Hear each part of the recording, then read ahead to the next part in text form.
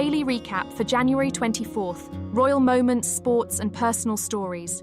Today was an eventful and emotional day for the royal family. Queen Camilla, the Queen Consort, visited a hospital that holds special meaning for her. It's where she gave birth to her daughter. Prince William travelled to Liverpool, stepping onto the football field to play alongside teenagers and chat with legendary sports figures. Princess Anne, during her visit to South Africa, shared a glimpse into her personal life, opening up about her love for horses and her views on royal titles. Catch all the details in our video.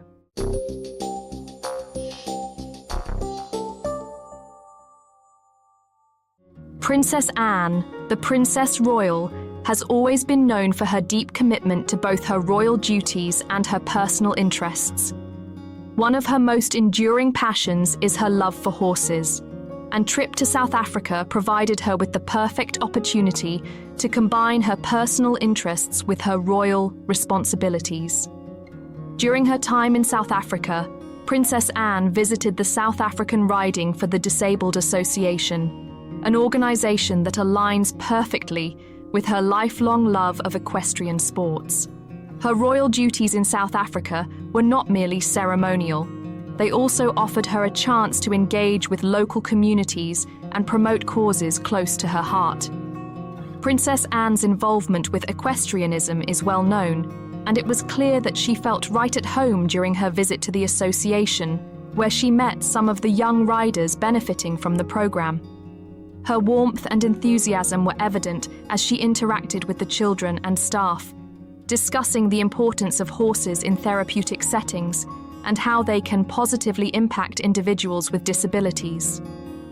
One of the most endearing moments of the visit was an exchange between Princess Anne and an 11-year-old named Lashwell, who asked the Princess Royal a question that many royal watchers would love to know. "How many ponies do you have?"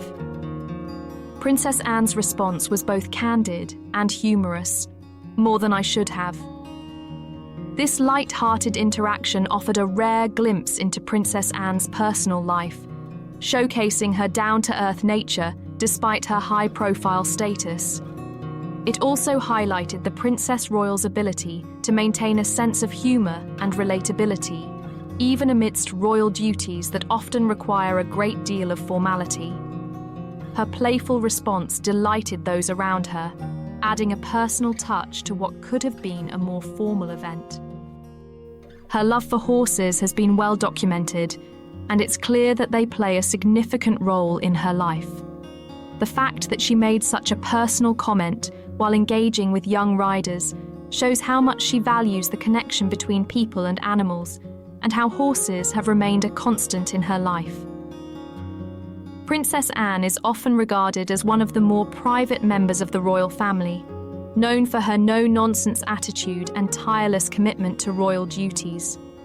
She rarely discusses her personal life, especially when compared to other royals like Kate Middleton or Meghan Markle. So, when she shares a personal anecdote or gives a candid response, it naturally piques the interest of royal observers. Her exchange with Lashwell was a rare and delightful moment that revealed another side of Princess Anne, the side that is warm, approachable, and willing to share a bit of herself with the public. While Princess Anne is deeply respected for her work, her recent royal visit to South Africa also came at a time when the royal family was embroiled in internal discussions about royal titles, specifically those of her children, Zara Tindall and Peter Phillips. This issue has become a focal point for royal watchers, particularly given conflicting reports about Princess Anne's alleged request to King Charles for royal titles for her children. Unlike other royals, Princess Anne has always chosen to raise her children without the privileges of official royal titles. Zara Tindall, for example, was born without the title of princess and instead received the more modest title of Miss. Her brother, Peter Phillips, also grew up without a royal title. However, in recent reports, there has been speculation that Princess Anne may have changed her stance on this decision. According to Radar Online, Princess Anne allegedly made a request to her brother, King Charles, asking him to grant royal titles to her children, despite having previously declined such offers. If these reports are true, it marks a significant shift in the Princess Royal's position on royal titles. Experts believe that granting royal titles to Zara and Peter could have wide-reaching implications, affecting how they are viewed within the royal family and how the public perceives them. It could also impact their roles in royal events and duties. Experts suggest that various factors may have influenced Princess Anne's change in perspective, such as the evolving nature of the monarchy under King Charles's reign and the changing roles of younger royals like Prince William and Prince Harry. However, as no official confirmation has been provided by the palace, fans and royal observers are left wondering what the future holds for Zara and Peter in terms of royal titles. Princess Anne's trip to South Africa was also marked by a personal setback. Her husband, Vice Admiral Sir Timothy Lawrence, was unable to accompany her due to a suspected torn ligament. Sir Timothy, who is known for his discreet and low-profile role within the royal family, remained in the UK to receive medical treatment for his injury. The injury occurred while Sir Timothy was working at the couple's estate in Gatcombe Park, preventing him from travelling with Princess Anne as she carried out her royal duties in South Africa. This setback presented a challenge for Princess Anne, as she had to navigate her trip without the support of her husband, who is usually by her side during important royal engagements. Despite this, Princess Anne continued with her itinerary, demonstrating resilience and dedication to her responsibilities. Though Princess Anne and Sir Timothy Lawrence are rarely seen in the public eye as a couple, their relationship has always been strong. The news of Sir Timothy's injury provided a rare insight into their personal life, showing that even royals face health challenges like anyone else. Princess Anne's ability to carry on with her royal duties while her husband recovered highlights her commitment and sense of duty. Princess Anne's recent royal visit to South Africa gave us a rare, intimate look at her personal side, especially as she interacted with young riders and made candid comments about her life. Her request for royal titles for her children and her handling of her husband's injury add complexity to her role within the royal family.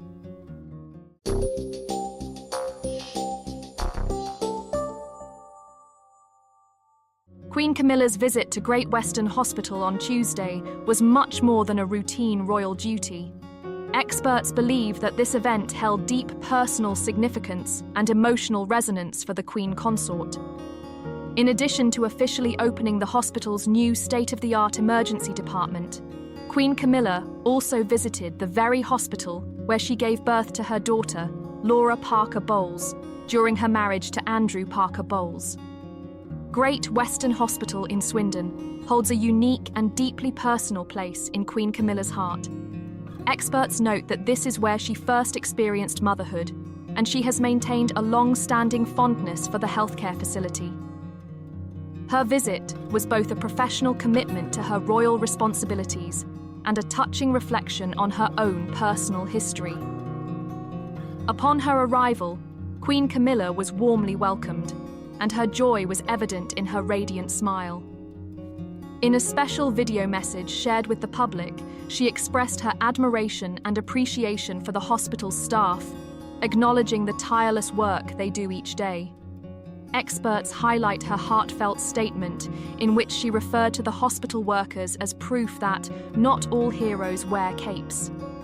This statement, experts suggest, underscores her deep respect for healthcare professionals and their vital role in society. Queen Camilla's presence at the hospital not only brought royal dignity to the occasion, but also emphasized her long-standing commitment to supporting critical causes such as healthcare and community well-being. Experts argue that her visit was not merely ceremonial, but a demonstration of her genuine empathy and belief in backing healthcare initiatives that directly impact people's lives. One of the key highlights of her visit was the official opening of the newly expanded emergency department at Great Western Hospital. The upgraded facilities are now equipped with cutting-edge technology and additional spaces to accommodate the diverse needs of patients. Experts point out that the hospital's enhancements include observation areas, dedicated resuscitation rooms, rapid assessment units, and improved treatment spaces for major injuries. These improvements aim to provide swift and effective medical care for patients in need. This new emergency department represents a significant investment in the future of regional healthcare, and Queen Camilla's involvement in its inauguration serves as a high-profile endorsement of the hospital's efforts. Experts note that the upgraded facilities also include designated areas for young patients, such as a children's emergency unit and an infant feeding room, crucial features that make the hospital experience more comfortable for families. Queen Camilla took a thorough tour of the new spaces, showing keen interest in how the hospital's improvements would enhance patient care. Her engagement with staff and patients further highlighted her commitment to healthcare advocacy. Throughout her time as a member of the royal family, Queen Camilla has become known for her advocacy of health-related causes. Experts observe that she has consistently used her platform to raise awareness of critical issues such as mental health, cancer research, and the well-being of healthcare workers. Her long-standing support for healthcare professionals and public health initiatives has endeared her to many. In addition to her personal connection to Great Western Hospital, Queen Camilla has demonstrated an ongoing commitment to healthcare workers. Experts note that she serves as a patron of several health-related organizations, advocating for causes such as mental health and cancer treatment. Her active involvement in these initiatives allows her to use her royal influence to make a meaningful difference. Her visit to Great Western Hospital further solidifies her role as a dedicated supporter of the National Health Service, NHS, and the healthcare professionals who play an essential role in society. It is also noteworthy that Queen Camilla's visit took place shortly after Princess Catherine's visit to the Royal Marsden Hospital, where she received treatment for cancer. Experts suggest that this shared focus on healthcare by both the Queen Consort and the Princess of Wales underscores the royal family's commitment to medical causes. Princess Catherine has long been an advocate for cancer research, and her recent visit to the Royal Marsden Hospital reaffirmed her dedication to the cause. As a patron of the hospital, she continues to raise awareness about the challenges faced by cancer patients and the importance of supporting research. Experts believe that, much like Queen Camilla, Princess Catherine's involvement in healthcare advocacy highlights the royal family's dedication to addressing critical social issues. Their participation in events that promote medical research and awareness demonstrates a continued commitment to public service and improving the lives of individuals and families across the UK. Queen Camilla's visit to Great Western Hospital is one of many examples of her expanding role within the royal family. Experts note that, as Queen Consort, she has adopted a modern and proactive approach to her royal duties, focusing on causes that resonate with the British public. Rather than solely attending high-profile galas and formal events, she has chosen to dedicate significant time to championing issues that benefit everyday people, such as healthcare and child welfare. Experts believe that her visit to Great Western Hospital exemplifies how she is using her platform to highlight pressing social concerns.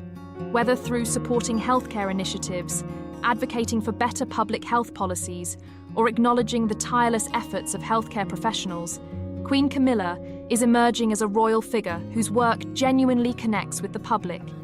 Experts suggest that Queen Camilla's visit to Great Western Hospital sends a powerful message about the royal family's commitment to supporting essential causes. While the royal family is often associated with grand ceremonies and high-profile engagements, it is moments like these that truly showcase their dedication to the well-being of the public. By visiting a hospital and interacting with its staff and patients, Queen Camilla has not only demonstrated her support for the NHS, but has also drawn attention to the healthcare challenges faced by communities across the UK.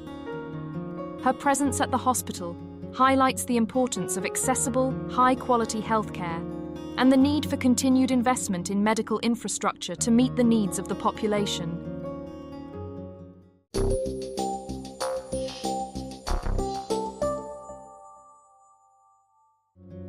Prince of Wales recently participated in a football session with teenagers in Toxteth.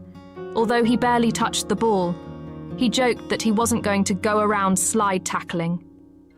The Prince, an avid amateur footballer and Aston Villa fan, spent time on the pitch at the new community facility, Tiber.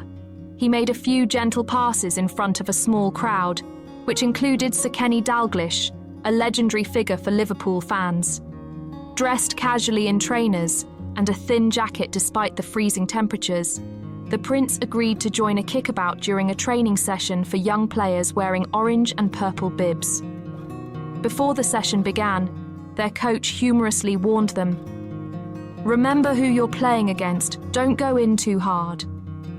The teenagers appeared to heed the advice, with the Prince spending much of his time on the sidelines, offering encouragement while occasionally applying light pressure, but allowing the young players to dominate the game. When chatting with Sir Kenny afterwards, the Prince said he was mostly chasing the ball, adding that he was more focused on getting a pass than making any significant plays. He joked about the risk of pulling a hamstring while playing alongside professionals, such as Everton players Ian Snowden and Graham Stewart, and admitted that trying to play cold was always the worst feeling. The Prince also took the opportunity to speak with some of the teenagers about their training and the teams they supported, pausing for a few photos afterward. The football centre where the session took place accommodates 1,200 children and young people every week. Tiber, a new community building, features a function suite, outdoor event space, education rooms, a cafe, and changing rooms for the on-site football pitch. Both the Royal Foundation and the Prince, acting privately, contributed to completing the facility's fixtures and fittings, allowing it to open without needing further fundraising. Inside, the Prince met with members of the Youth Steering Group, who had raised funds and shared ideas to ensure the building served modern needs. Later, the Prince found himself surrounded by curious locals, eager for selfies and small talk. He was seen giving high fives, assisting with phone cameras, and holding hands with members of the public, some of whom expressed their gratitude for his visit and shared their concerns about local struggles. Before the main event, the Prince spent time with local primary school children. A group from Prince's Primary School and English Martyrs Catholic Primary School presented him with envelopes for Prince George, Princess Charlotte, and Prince Louis. Each envelope contained £10 and a smile challenge for the young royals, inviting them to use the money to make someone smile without handing over the cash. One student had used their £10 to buy water for a local mosque, building new ties with the community. The Prince remarked that the challenge would be great for Louis, noting, "He needs a good challenge," and thanked the students for their kindness. He promised to find a way to report back on their progress. The Prince also asked the children if they had been to school that day and what they had learned. Laughing at their forgetfulness, he said, "I ask my children this every day, and they always say absolutely nothing at all." Earlier in the day, the Prince visited the Cycle of Life project at the Kumba Imani Millennium Centre, supported by children in need. The project helps people learn to fix, ride, and use bicycles to start their own businesses, improving their lives. Due to the rainy weather, the Prince did not join a planned cycle ride, joking that he would have looked like a drowned rat. However, he did accept the challenge of inflating a bike tire and fixing it. Reflecting on the importance of responsibility in childhood, he noted that teaching kids to care for things, whether a pet or equipment, was an essential part of growing up. While working with young people at Cycle of Life, the Prince asked them about how they got into cycling and how it had impacted their lives. Despite the rainy weather, he expressed his admiration for the project's goals, calling them fantastic, brilliant. He was also shown an example of a window cleaning business operated from a bike with a large storage box mounted on it through the On the Go project. The prince later accepted a hot chocolate from a stall that was also powered by bicycles, complete with a hot drinks machine and pastries.